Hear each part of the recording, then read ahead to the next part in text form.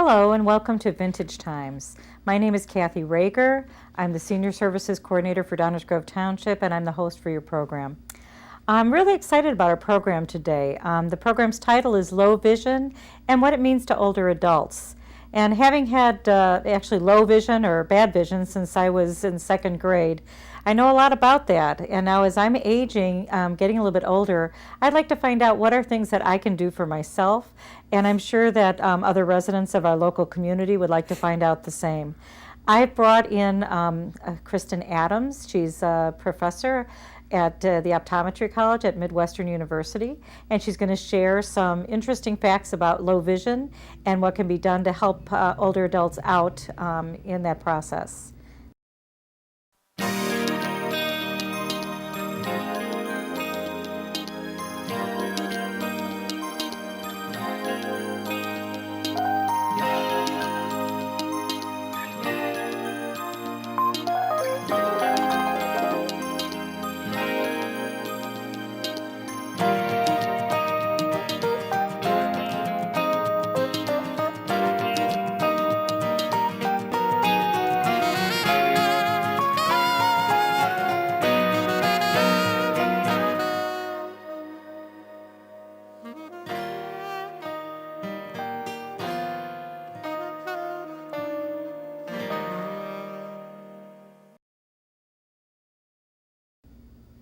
So Kristen, welcome to our program.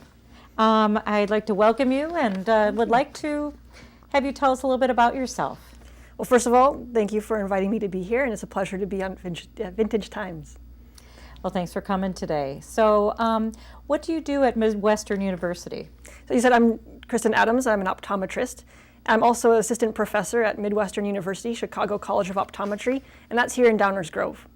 Great, close by. So I'm residency trained also in vision therapy and rehabilitation. So that's helping patients being able to use both of their eyes in a more coordinated manner. So helping people with crossed eyes or lazy eyes, as well as patients with brain injuries, be able to use their eyes, maybe they have double vision, helping them again to restore single vision, and also in low vision rehabilitation. So that's helping people with visual impairments. So it could be caused from a number of things. And so when you say visual impairments, I mean, there's, I know that I wear glasses because I'm nearsighted. And as I've aged, I've become more farsighted. And now I have progressive lenses and, it gets more complicated.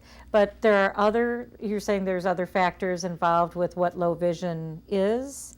Yes. So there are the traditional refractive conditions like myopia, hyperopia, presbyopia that most people encounter when they're around 40, when you start noticing that your lens... Oh, when you're doing this? Yes. Okay. So the lens inside of your eye helps you focus up close, and gradually it doesn't work as well. It gets a little bit harder. So around age 40, that's when people start noticing your arm starts getting shorter and shorter. I must say I did notice that. So, and then your glasses naturally maybe adjust for some of those things. So then that's when you start realizing that there's the reading glasses, there's the progressive lenses, there's the bifocals that come into play.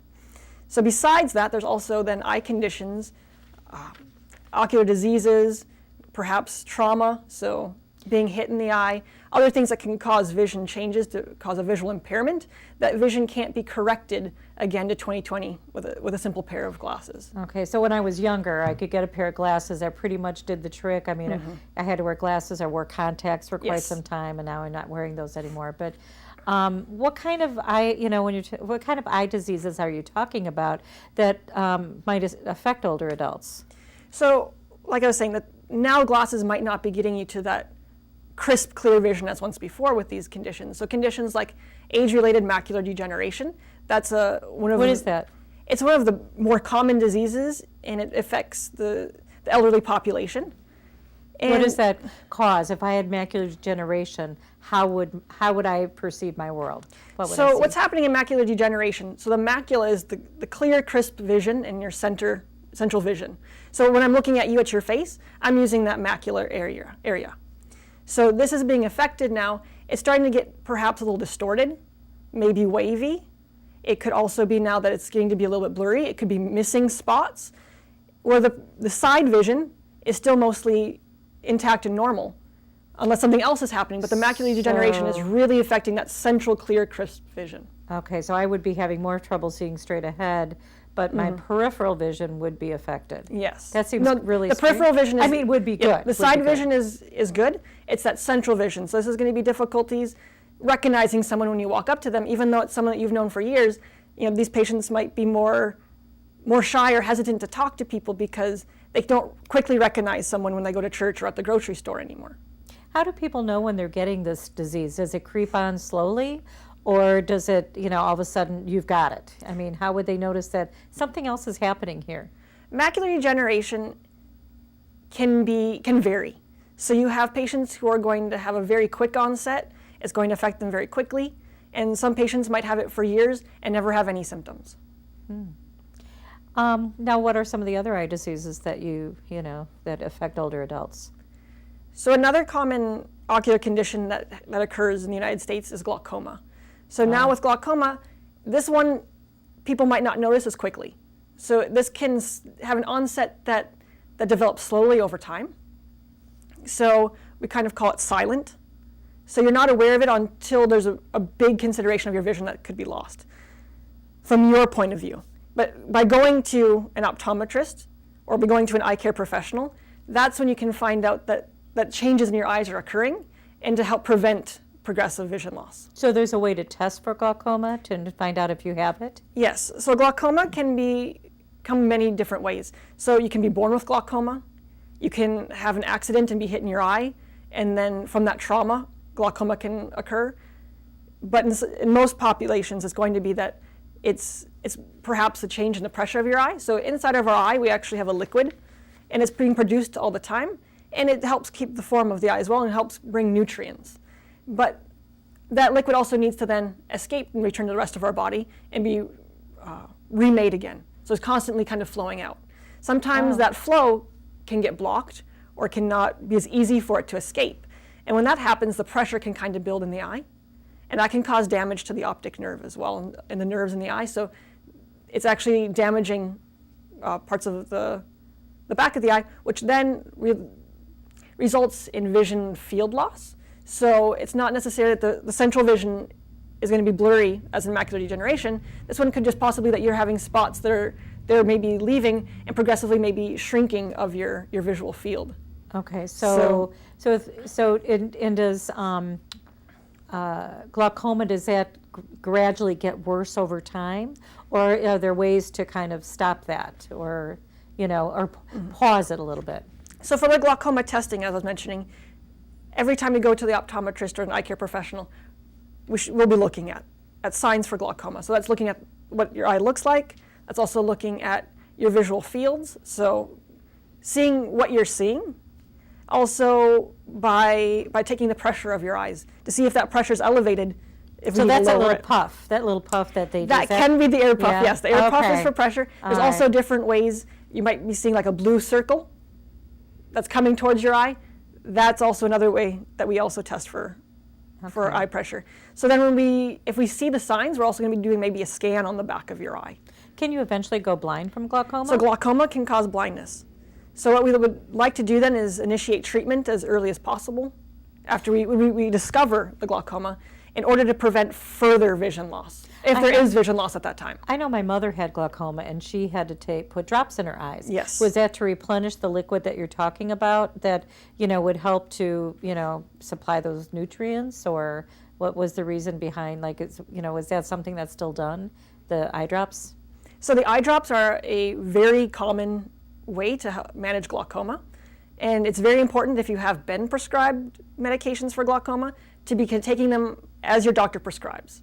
Same with any medication that the doctor's recommending, to stay with that schedule. There's multiple ways that these drops work. Some of them perhaps make that liquid in the eye not be made as much, so there's less of it in the eye, so less of it to need to leave. Some of them are going to help clear areas to help it leave a little bit easier. So they're all trying to lower the pressure.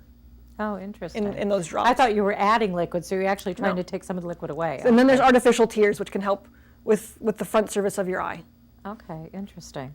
Are there any other eye diseases that we haven't talked about that are, I know it seems that, as you get older, almost everybody gets cataracts. Yes. Is that true? Do most older adults, get treated for cataracts or have cataracts taken out at some point? Again, cataracts can happen at any age. You can be born with a cataract, which is different than developing them in later in life. You can also, again, if you were hit in the eye, it could cause a cataract. Another way to have cataracts is simply because you live long enough. So just as I was mentioning the lens. That's a good thing. I mean, yeah. Exactly. Right? So the lens inside of the eye that helped us to focus to begin with, that is now becoming a little bit more rigid with time, that we're using those bifocals for, now is starting to get even a little bit less flexible, and it's also maybe causing some cloudiness, maybe some yellowness, and that's also causing some of those difficulties with seeing with cataracts. So with the cataract, it can cause you to have color issues, not being able to recognize colors as easy. Oh. It might be causing it just the world to look a little cloudy. Dimly lit rooms might be very difficult for you now. Also things that you just don't see as clear. So the contrast would be like, how if you're looking at a paper and it's black writing on white paper, it's easier to see than on a newspaper. Because that newspaper is a little bit more gray. So there's less contrast to that newspaper. Okay, so it's really taking away that contrast and that color, so things could kind of blur together a little bit more. So it might not be as sharp and easy to recognize things as it was before. When should people get their cataracts taken care of? Is there a certain time that they do that? So cataract management is different for each person. So some people might live for a very long time without ever needing cataract surgery. Some people might have it earlier on in life. So the average age is around the late 60s to actually have cataract surgery. And that's one of the privileges and benefits of our healthcare system, is that also there's Medicare, which can help for older Medicare adults. Will cover? It depends on what your vision is, if you qualify.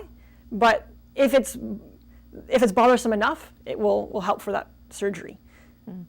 I've often heard the term legally blind. What does that mean? So if I'm legally blind or someone's legally blind. So legally blind so we have low vision and we have legally blind. So low vision is someone who isn't seeing 20/20 anymore. It might be 20/40 or worse is what they're seeing now instead.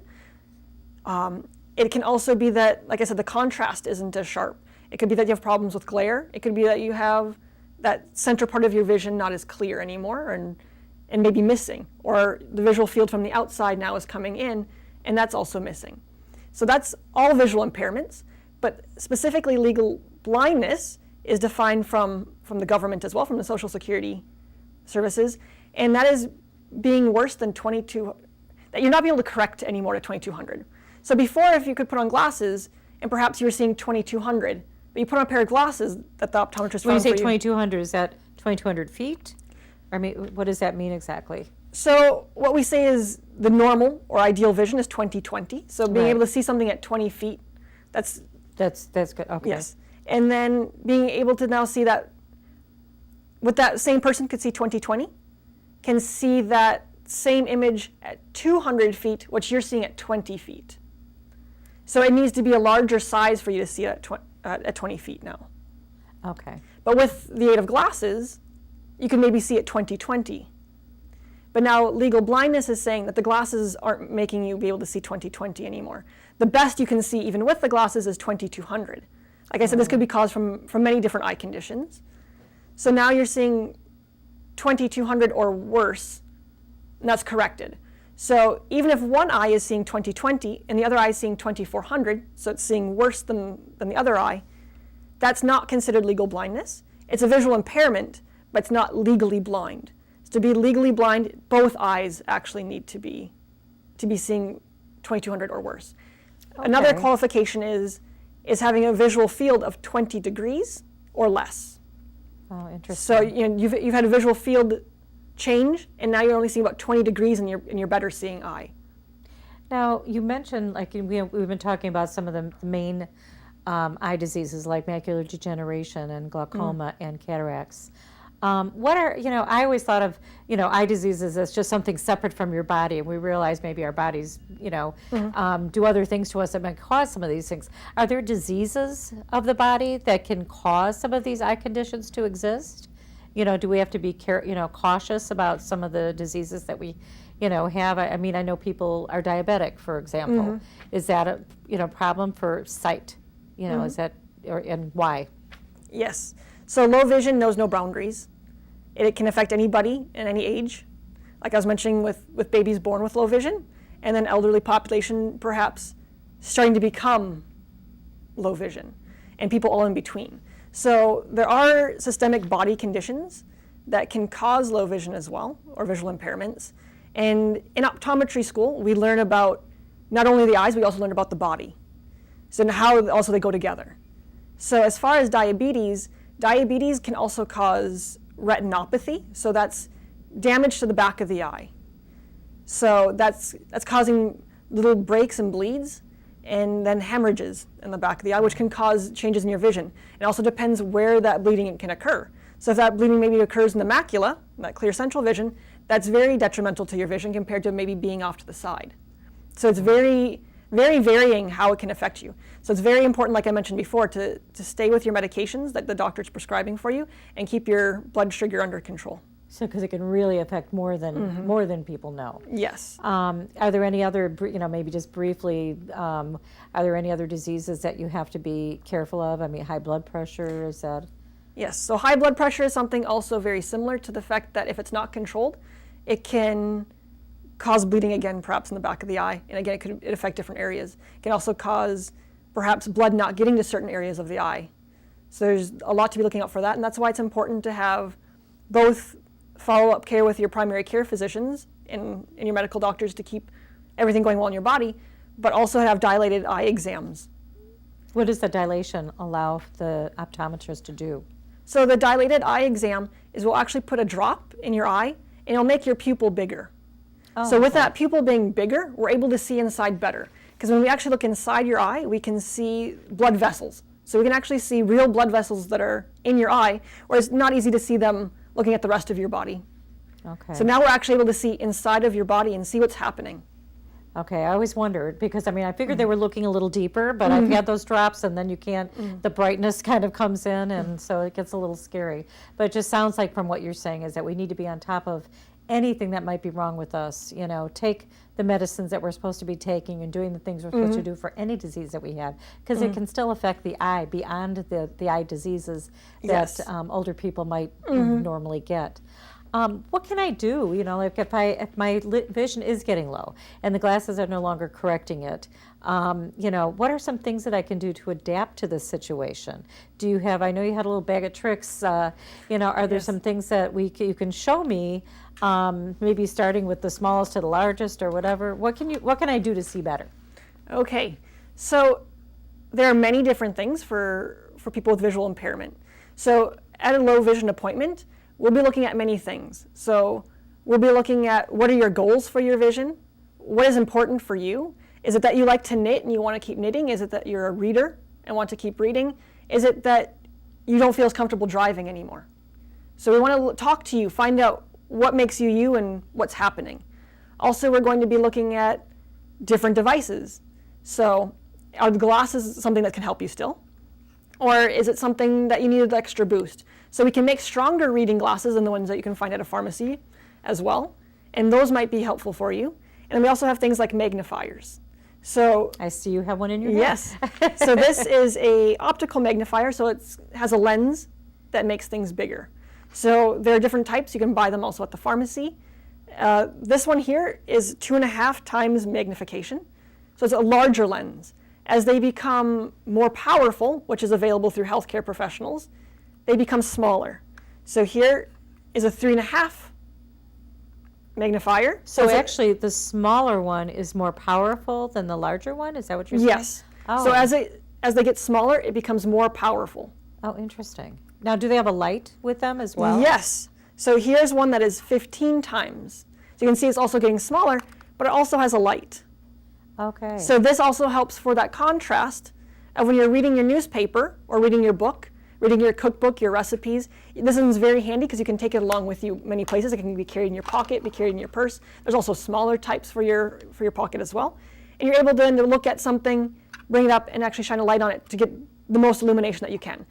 Well, I take a plane a lot to go out and see my grandkids. So that, excuse me, that looks like something I could take in my purse and take Yes. along with me. Because Yes. sometimes it is hard to read some of this fine print on some of the things that you're looking at. Okay, now what's this? What's this one? So this one is similar. It also has a light, but now this time the other one you're going to be holding in free space, and you have to hold it kind of at a certain spot to keep that in focus. So that one's good for spotting things if you want to look at the dial on your stove. The other one was very handy. If you want to read the newspaper and sit at the table, this one can just sit right on top. Oh. Now you don't have to hold it as long, so you don't have to worry about arm fatigue. Okay, I've done that, where I sit my paper right in front of me, have my cereal, coffee on the side, so that you're telling me that will sit right there and you just guide it So you over just the kind of page? guide it here with the handle, and you're able just to look inside and see things magnified and lit up. And they that's also come in different powers as well. Okay, and where would I get these? Most of these are only available through healthcare professionals because of the higher power, and it's important that we work together to decide which is the best power for you and your vision. Okay, so this isn't something I just want to pick up at the corner store. I want to really investigate what my needs are and then talk to an optometrist or someone that can help get these for me. Well, there are the types, like I said, at the pharmacy that are the low powers.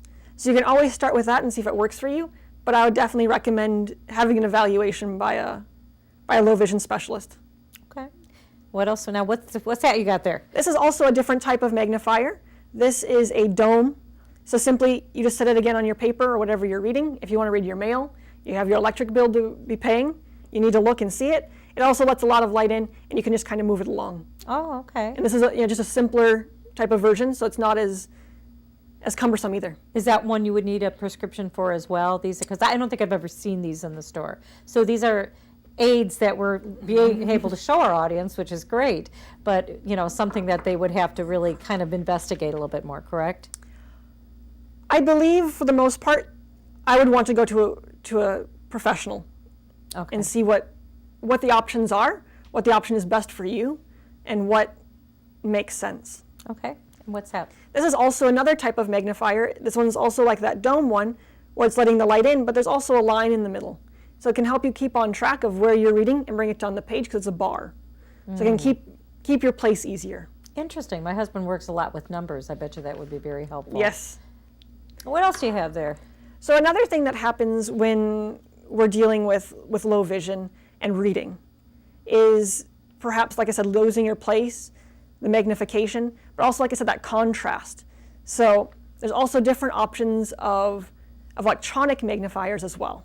So I'm talking about magnifiers that can be small and handheld, all the way up to big ones that are the size of a TV screen. Really? Yes, so I actually have one here with me. This one here is a smaller version. So this one also can be carried in your purse, carried in your bag with you for the day. It's easy to be moved around the house if you want it one time in the kitchen, and then later on you want it in the living room. What will that do for me? This one's electronic, so it actually has a power button, and you're able to turn it on, and then be able to magnify instantly. So you can hit the plus button, and it gradually makes things bigger. Oh, okay. So you're able to zoom in and then zoom out, but at the same time as a contrast setting. So now if I hit that middle button, instead of having maybe the newspaper looks a little gray with black writing, I can make it white background with black writing. Oh, so you can even change the type of contrast. It will manipulate it for you. So then if I hit the button again, I can make it now instead black background with white writing. So whatever might work best for that individual. Yes. Oh, that's So there's really great. multiple functions that way looking at contrast, also helping with glare. Wow. Because some people have glare, looking at a white page or looking at the snow can be bothersome as well.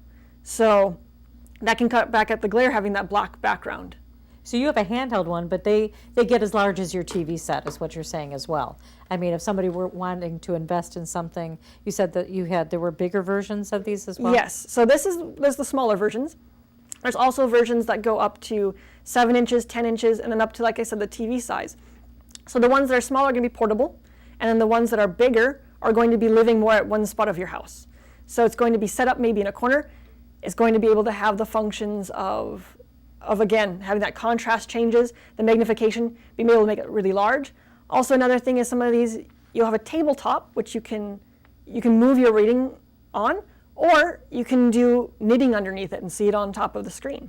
Wow, that's really great because I know a lot of older adults have hobbies or they pick up a hobby and they don't feel like they can do that anymore because their vision is low. Exactly. And so they just, they just kind of give it up. And you're telling me that they have some options now that they're able to get some of these different adaptives, to help them in their everyday life. Is there anything, I know a lot of seniors write checks.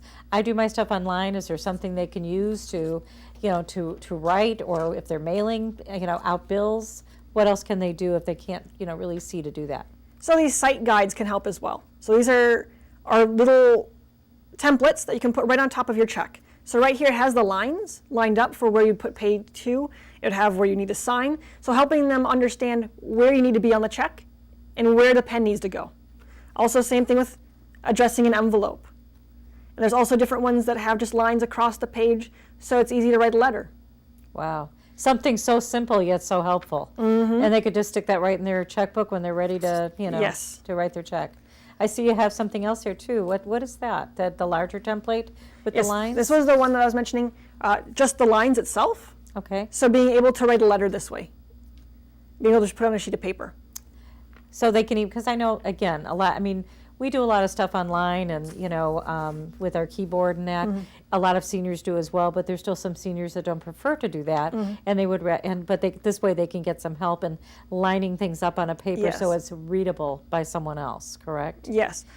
I'm sorry, and I know we're closing in on our time today, but I wanted to know, you showed us some great adaptations here that people, I know I wasn't aware of all these. What would you like to leave our guests with? What do you feel is an important thing to leave them with? I want someone to know that if they have vision loss or visual impairment, or if someone they know has a visual impairment, that they're not alone, that there are many people out there who are willing to help and who want to help them not lose their independence, not lose their lifestyle, and really still be able to embrace life. Wow. Well, it sounds like with all of the tricks you have in your bag that these are things that they can do. And they should really see their optometrists, ophthalmologists, their eye doctors, and get their vision checked.